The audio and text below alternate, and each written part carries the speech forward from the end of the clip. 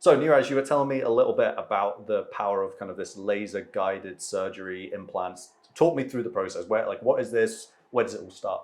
So Alex, after doing the initial consultation with our client, then the next step is to take a 3D bone scan, and this is where the journey starts. So we take a full jaw scan, and then you can see this outside. You were just saying about it being like a CT scanner. So it's just like this is just like a CT scanner for your head. This is for just for the head, but we're really interested in the jaws. So we can see other things, but primarily we're focused on what's going on in the jaws. So we can see hard tissues such as teeth. We can see bone. We can see defects in bone. So sometimes people will come in and they might have issues going on that haven't been detected, and we can actually see that. And all the scans that we take, we send them to a medical radiologist as well, just to make sure that nothing has been missed. So it's a great thing. I wouldn't do it as a proactive measure because I feel that there has to be a justification why we're taking these. So, because there's, I guess, when with CT scans, there's that element of like a radiation element to it. So is that why you wouldn't actively encourage people to get it done? You only do it if you have to? Yeah, I mean, interestingly, the radiation element for this is minuscule. This is probably, having a scan like this is like a flight to London, so it's really nothing. But everything is cumulative, so we have to think that whatever we're doing, it's like a dose that we're giving you, and what's the reason why we're giving you. So if we want to be good clinicians, we need to be thinking about, what we're doing to our clients, and what's the benefit that they're actually going to get. It would be good to understand a little bit more about when this would be called into action. So if I came to you and I had a sore tooth, you wouldn't just be like, get you on the bone, the CT scan. No, that's a really good question. So if somebody came with a sore tooth, we would maybe take a small x-ray. That's like a telephoto shot, and we can really hone into that area, see all the problems. But say we weren't sure, say that person needed a root canal, but we can't see why they need a root canal on that x-ray, this is amazing. Because then this can see that in 3 dimensions, things that are hidden behind the tooth. Remember, it might not just be a tooth issue. It might manifest as a tooth pain, but it could be something else. It could be a sinus issue. It could be some cystic lesion that's growing there. It could be other things that are growing there, and this will help us to identify that. So it's like so you've got your basic is your X-ray, and that's just a flat image. Yeah, really. Because it's easy to do and it's quick. Whilst with this, we need to set it up. Then remember, every scan that we're taking, every x-ray we're taking, we're reporting on that. There's a lot of data on this, so it takes a long time to report. So you really want to be sure that you really need to do that. So this is more for 3D planning for implants, because implants were done freehand before, and in fact most clinics still do it in that way, but the best is when we do it guided, because we're thinking about the end in mind. It's no different than an architect. An architect looks at the house, designs what it's going to look like, what the field's going to be like, and then they go and get the builder to do what needs to be done. You wouldn't just go and say, let's go and build a house. And that's exactly what we do now with the implants. And the reason why we're doing this is because people are living for much longer now. When implants started, it was much more for elderly patients, but now, you'll see people in their 30s plus having it done. These people are going to live a long time, and we really want this to work for a long time. This is not for 2 years. And if we do our job really well, if we've planned it really well, if we've looked at everything really well, then we're going to get much more longevity, and the clients are going to be much happier with that. So for an implant, what's normally the reason somebody would have an implant? Okay, so an implant would be because you've got a missing tooth. You might have had gum disease and you lost those teeth. And so you're looking at now solutions. It's a bit like a prosthetic limb. You lost the limb, what are you going to do? How are you going to get that function back? So an implant now is the gold standard because it's almost like giving you your teeth back. It's also something that's easier to maintain. It's something that will hold the bone much better. The other options are obviously looking at things like dentures, but it's a more kind of old style of dentistry. You're never really going to get that function back. Aesthetically, it might look good, but then people are self-conscious. The fact that you have to take it out, with an implant, it's there, you can forget about it, you clean it like your natural teeth, and that's all you need to do. So if you sit down on that, it's going to slump very quickly when you're very light. Okay. Okay.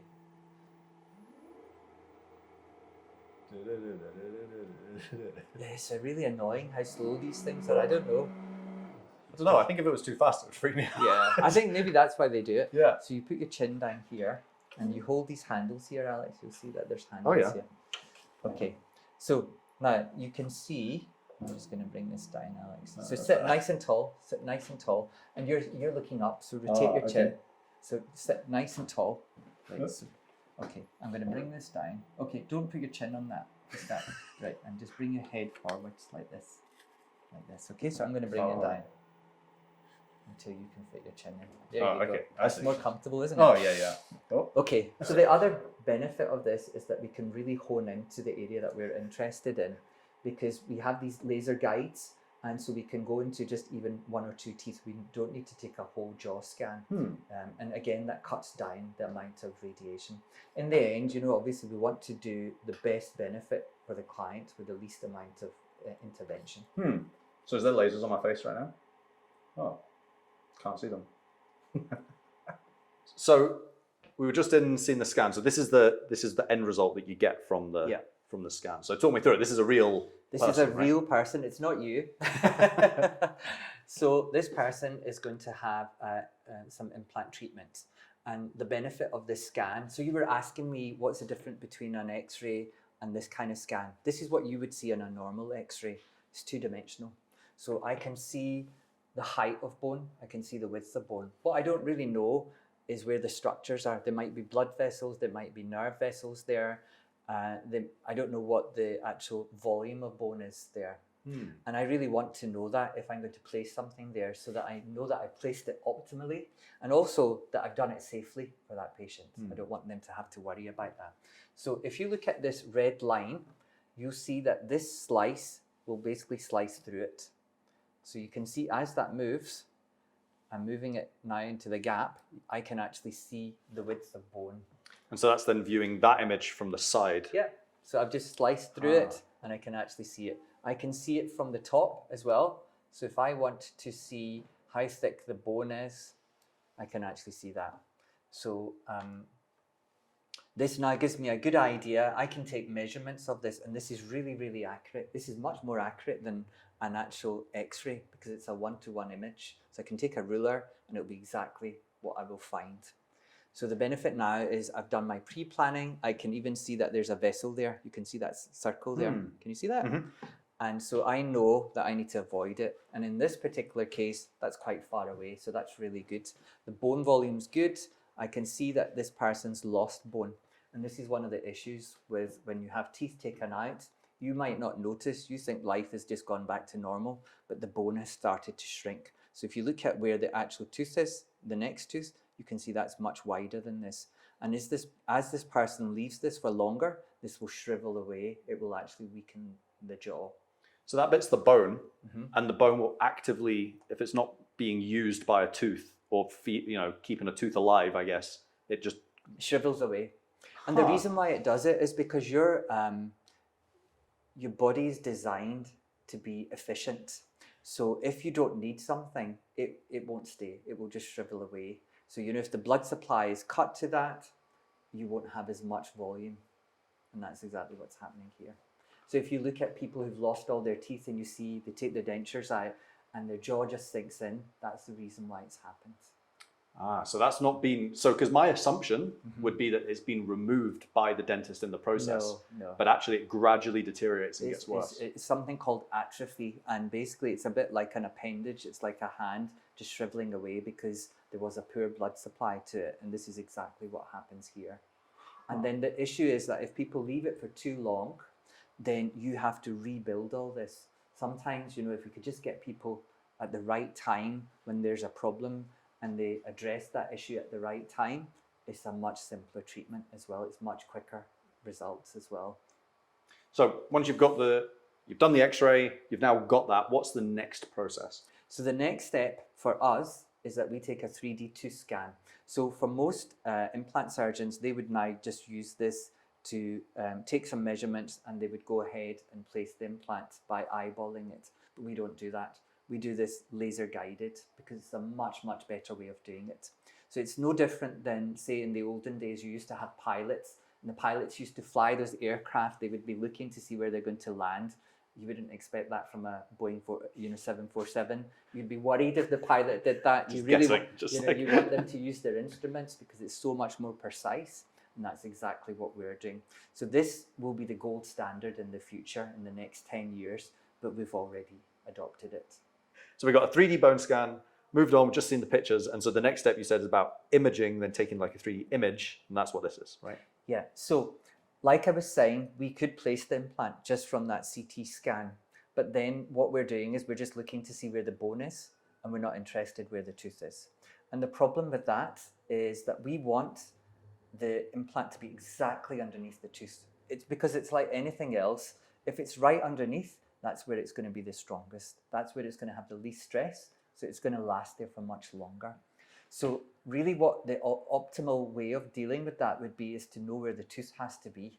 So that's why we take this 3D colored tooth scan. So now what this allows us to do is to actually see this person's teeth, to see what the bite's like, and then what we're actually interested, which is what the volume of the skin is. So we can see here, for instance, that there's a defect. We saw that in the actual scan as well, but we couldn't see the extent. It could just be that there's a lot of skin there, but we know that there's also a loss of bone there as well. And so what we do with this is we now know what this person's mouth looks like, we know what their jaw looks like, and then the next step is that we connect this digitally, and then we plan our tooth digitally on this. And so this piece of machinery, it's not cheap, is it? No, it's very expensive. You can buy a nice car for this. And so I guess, again, one of the things I think people think a lot about dentistry is your price rack, you go in and you're like, oh, why is it so expensive? But this is why, it's about longevity. It's not just about... I think, investment is really important. We want to give people good long-term predictable outcomes. And, your body isn't like anything else. You can't just go and buy it off the shelf. If that car didn't work out, you just get another car. You're only going to get one body. So you want that person, whoever is working on you, to have done the best possible care that they could do. So really, for us, we need to plan that meticulously.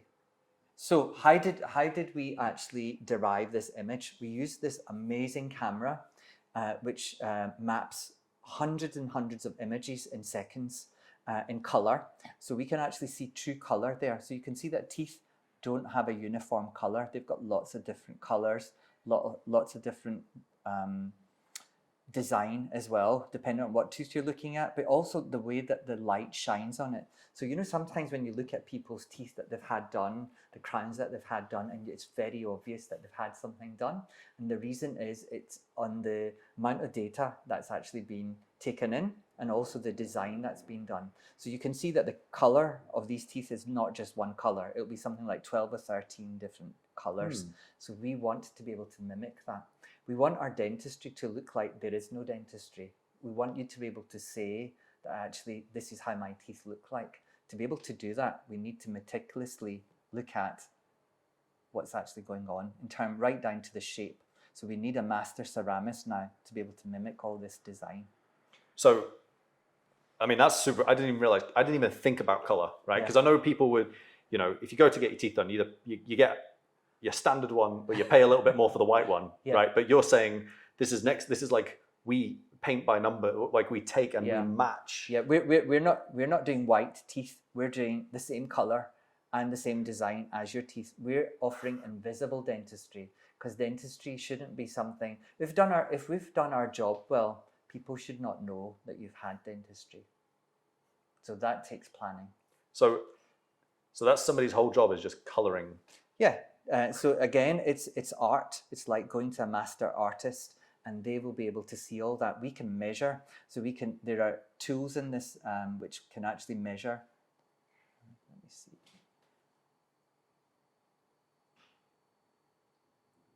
So you can see it will actually measure the color gradients as we move along. You see, it's all different colors. And this machine can actually measure all that. So, by the end, when we send this away, it might have like 10 or 12 different colors that person has to rebuild in layers. So it's 3D artistry. Wow, I did not know that. And that's the difference between basic and, you know, something that's been made to a premium level. The letters and stuff, are they referring to color. a standard? Because in video editing and, you know, design, Yeah. colors all have, you Yeah. can measure them in RGB, or like there's lots of RGB. different, you know, but, and this is just And this is for teeth. dentistry. Yeah, so basically what will happen is that a master, you know, ceramist, they would have like pots of powder, and it would be those colors. Then they would have to mix that to get the right color, the right kind of shade. And then they would use lots of different shades. They would use lots of different tints, lots of different opacities, translucencies, like glass. And then the next steps, so depending on how good they are, even how the light shines on it. Do you see that the light changes? So for teeth, to make them look really alive, that's what they have to do. And sometimes if you look at the more basic crowns, what they've done is they put a glaze on it. But that glaze is going to wear off. It's just a layer. And obviously your teeth have very harsh forces on them. So after a few years, few months, it's not going to look the same. But the ones that are done really well, it's all about the polishing. So you'll have polishing done in some bits to show that light, and others it will be slightly matte so that you're not actually seeing it. So you can see that there, and that's exactly what they need to mimic. So we do lots of high quality SLR photography with this, send it to the ceramist with lots of shades, and then they will sit there, they will design it in CAD/CAM, because this is now the future we're talking about. We're not talking about somebody painting. Somebody will design this in CAD/CAM, and then after that they will 3D print that, and that will give the inner coping, and then they will put tints in to finish it off. So you'll see that there are machines that can do it, which actually can actually mill your teeth, but it's still not as good as a human being. The human being is still way beyond that, because they have that artistry that the machine can't have. You can see the wear facets. Can you see the facets there? You see all these little grooves. Oh, yeah. That's what makes it look alive. And then you can see that there's opacity, there's a white fleck there.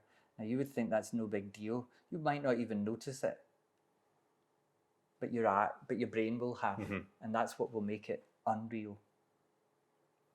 Even the shapes of the teeth, you can see how slender they are. Sometimes the crowns look really blocky, but this takes a lot of skill. If you look into it, you can actually see that the colors inside, the translucencies inside. You can even see, go further, you can actually see that there's lines there, and that's the different layers, and that's what they have to build. Once you've taken the 3D photo, what's the next stage? So we took a bone scan, we took a 3D tooth scan, we now connected them, we put them into this software, and this is our planning software now. So what we're going to do now is we're going to design the tooth. We're not going to look at anything else, because it's the tooth that's going to be under the stress. The client's coming for a tooth, they're not coming for an implant.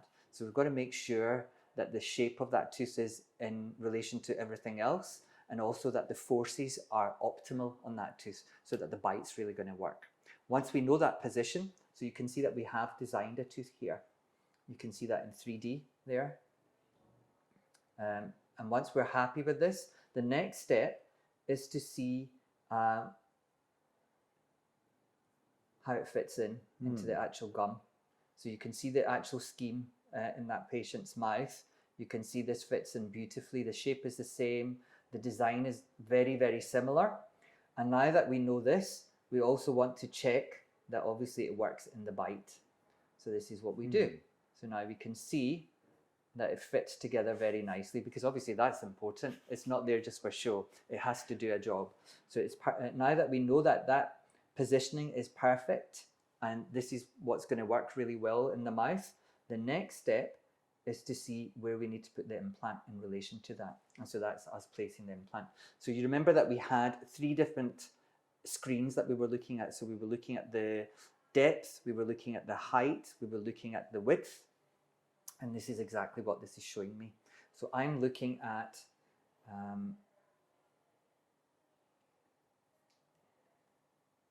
that I want my stress, highest stress through the center of the tooth, because that's where it's going to be the strongest.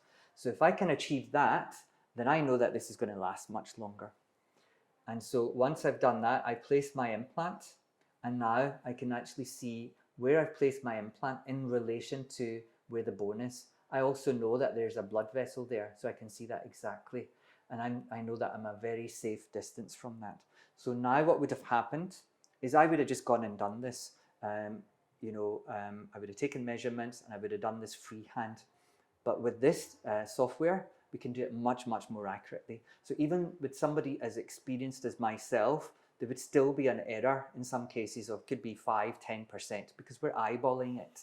But with this, the error is 0.1%. So now I'm going to show you how this now goes into live surgery. So apart from our client, this is the other star of the show. So we planned the implant, we know exactly where it needs to be, we know exactly where the tooth needs to be. Now we want to be able to put it precisely where we planned it. And this machine allows us to do this with great precision.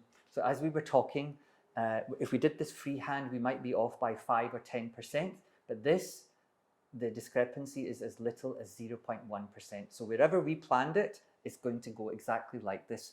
And this technology is pretty much like what NASA would use to do a lunar space landing. So it will take you to ground zero with great precision. And the other amazing thing about this is because it knows in 3 dimensions where we're going, and you can see that as I'm moving around in the actual scan, I can see live exactly where we are. So it's showing me exactly where that implant is in my 3 different positions. So now, just to kind of break this down a little bit further, because this just looks similar to that, but this will now become a live view. This is a live. This is live. So there would be the camera over the patient's face. Yeah. So that's a tracking camera. So basically what it will be doing is as I'm moving with my instruments, it will be tracking me. It will track that patient's face as well. So it knows exactly what the position is, and it's done all the measurements, and it knows in 3 dimensions exactly what those coordinates are where that implant has to go. So as you drill, the drill will appear on this screen and show as it digs down, and then when you're at the bottom, it's like, stop. Yeah, so it's very, very precise. So it will basically put up a marker, like a crosshair, which will show you exactly what the depth that you're actually traveling down. And it's very, very slow. And then when you get to ground zero, it will basically say stop. And that's it. And you're there. But the key part is that this is your view. You're not just looking in someone's mouth and guessing. As you are drilling, you can look here and see in live time to 0.01%. 0.1%. 0.1% exactly where the drill gets to. Absolutely. So it's the most precise way of doing it. So that means we're causing the least amount of trauma and we're getting the best outcome as well. But better than this, so for in this case, this is a live patient that we're going to be treating. It's a case of we don't even need to touch the gum. We go straight through the gum. So we don't need to know where that bone is because it's going to take us there. So if we don't need to do that, we don't need stitches. If we don't need stitches, the healing's going to be phenomenal. She's going to walk out of this treatment and it's just going to be like she went to a normal dental treatment.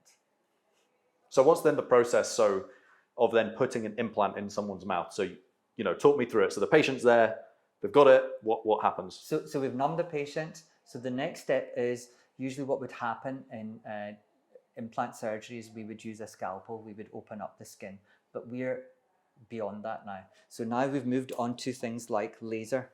So with a laser, it's a much, much more refined tool. So what you can see with this laser is it's much, much more precise than using a scalpel because you can cut in layers. And the other thing about a laser is that it actually heals as it cuts so that the trauma is much, much less. And in many cases, you actually don't even need to have stitches because of this. You don't really get bleeding. So if we do this, you can see we're actually cutting the skin and you're not feeling anything. No. And there you go. Whee. And that's me actually cut the skin, but you can see there's no bleeding.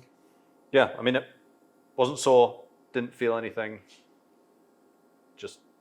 I didn't even know anything happened. It's even funny to see something's happened, Yeah. So that's the process that you use then to cut through the... Yeah, so it's as precise as that. We can cut through the skin, and it could be if we were doing a bigger surgery, And then, of course, we would have to put stitches in those cases if it's a much bigger surgery, but you'll find that the healing will be much, much more rapid because laser energy, like any light energy, anybody who understands about light, is actually a healing tool as well. So it's not like using a scalpel, which is an assault on the system. This is actually, your body sees this as something that's actually nourishing the system as well. So you've cut through, you've then got, you're then drilled down into the bone. What then happens? Have you got an example of what an implant looks like? Yeah, so I mean, in this case, the difference is if you use a scalpel, you open it much more. But because of this, the precision that we're working with, because we know exactly where we're going, we need to do a very, very small cut. So that's why quite often people aren't even aware. It doesn't really put them out in any way. So this is an implant. This is a titanium implant. So interestingly, you know, people will say, I want an implant, but just like a car, there's lots of different qualities of implants as well. And you'll see that the really premium grade implants use pure titanium and they have no other alloy in it. But the much cheaper varieties now, because obviously, you know, more and more people are having these treatments done, they might be looking at ways to do it much more economically. These might be alloys. It's going in your bone. It's going inside you. So it's kind of important to choose something which hopefully isn't really going to interact with the system. And for that reason, we only offer titanium, you know, if we're going to use a metal implant, because we don't want, even though we're treating teeth, it's important that we're not impacting the rest of the system. And so that's the bit that goes in the bone. So if this is the bone, it will basically go in, it will be flush with the bone. Okay. And now the bone will just grow around it over the next 3 months. Okay. And then what will happen is we will have put like a cap on top of it if the bone was really enough bone there. And then it'll be a case of unscrewing that cap, and you can see it's like a really fancy raw plug because you can see it's hollow. And then what we will do is we'll use that same machine that we did the initial tooth scan with, and we'll take a scan of this because it will now tell us where that implant is in relation to the rest of the teeth. And then we will send that information to that master ceramist, and then they will custom make that crown. And so once the crown's made, it's screwed in. Yeah, so it can be cemented, but screw is good in these particular cases because you have retrievability. But now the more modern, so obviously like everything, things have evolved. And as things have evolved, people want to have more and more natural products. So when we started 50 years ago, we were doing titanium, and titanium quality has evolved over a period of time. But just like metal amalgam fillings, people don't want that anymore in their mouths because it's like graffiti. They want to have natural stuff. So they want to have composite materials. And so we've now moved on to zirconia. So zirconia is a bio-inert, it's like a milled diamond, basically. It doesn't interact with anything.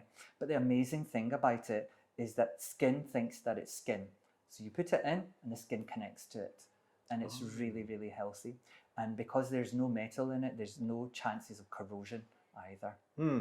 So what's then the recovery? So once this is in, you've put, you know, the tooth will come in, you've screwed it all in, and that's what's kind of like the aftercare process? So obviously be on a soft diet. So something like this, there'll be a minimal recovery. So that person will be back to work the next day. We usually suggest that you don't go around doing anything really energetic, like climbing up hills or you know, going for a marathon, but it's more about going to work, getting on with your normal day-to-day life.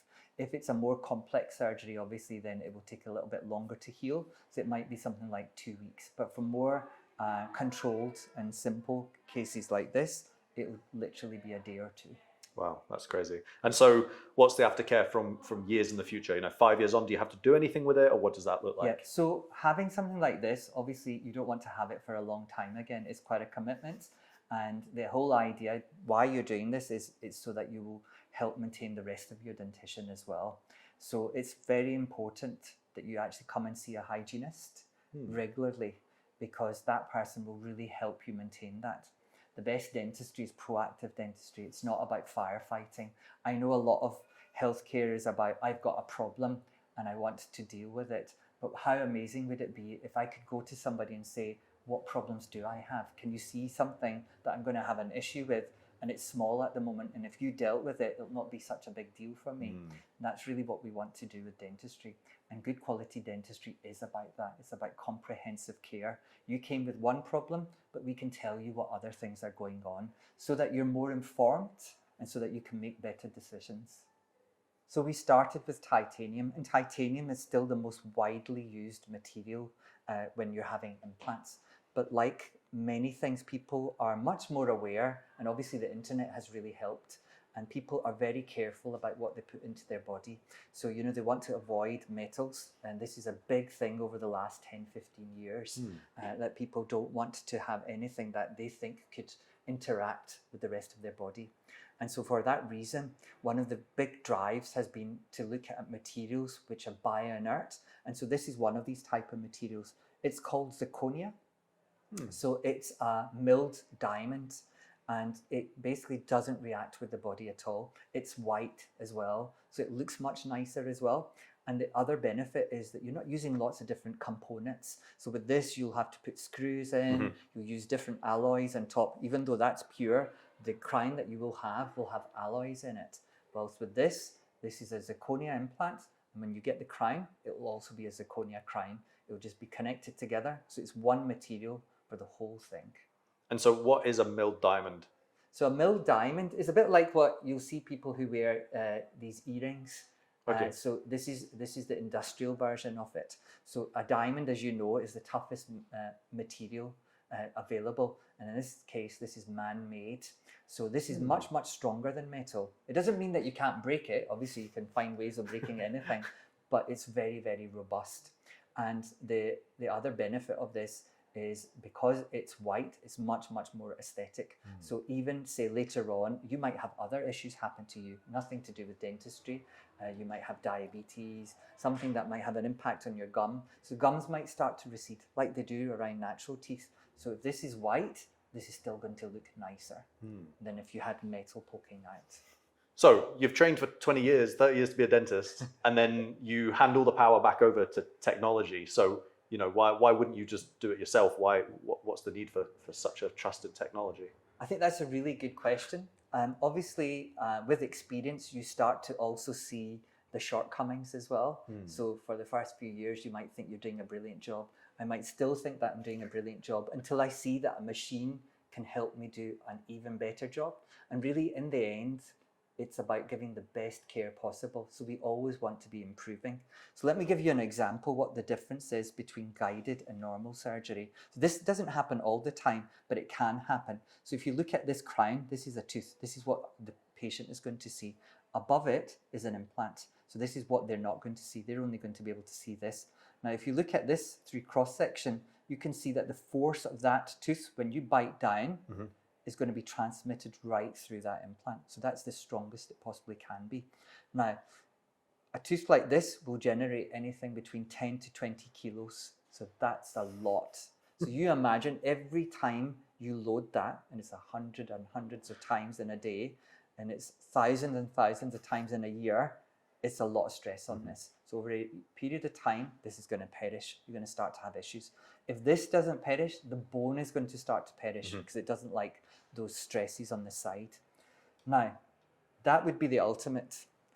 But sometimes what can happen is if you've planned it with the bone in mind, you've placed the implant, and now when you've put the crown, you're going to get this kind of result. So if you look down the side, you can see it's still connected, but you can see that it's no longer in the long axis. You can see that. You can see that the force has to be transmitted here, but the force is actually being transmitted further forwards. So that's going to have an impact on the bone. So whilst you might think that it's 20 kilos, it's much more than that now, isn't it? Because it's much further away. So over a period of time, that's going to destroy that interface. You might have screw loosening, you might have the screws fracture, you might have the implant fracture eventually. So really, this is what we're trying to achieve each and every time. And if we're going to do that, we need these machines to be able to help us plan to that level.